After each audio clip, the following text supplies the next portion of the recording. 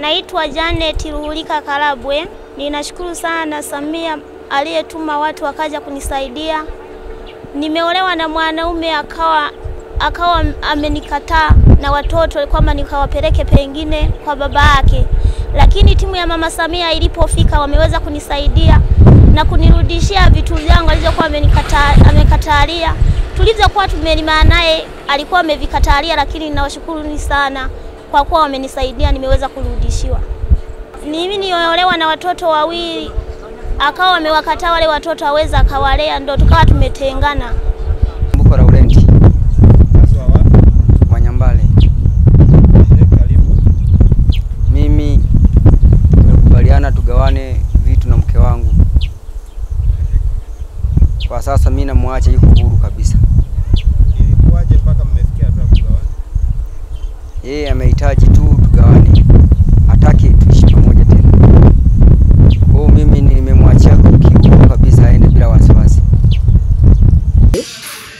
Mrs. Salome Mukalonge tatua mgogoro wa wanandoa ambao wametengana kutokana na mwanaume kutelekeza ndoa yake na kuoa mwanamke mwingine.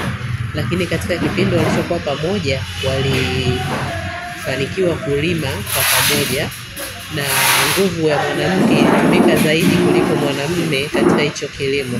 Lakini mwanamume alipopata mazao ndipo alipoamua kumwacha mwanamke huyu na kuuza baadhi ya mazao kwa mwanamke mwingine, na mwanamke amekuwa akifuatilia kupata mahindi au mazao waliokuwa wamelima kwa pamoja bila mafanikio. Mwanaume alikuwa akimnyima na kumkatalia kwamba hatakiwi kuchukua kwa sababu tayari wameshaachana.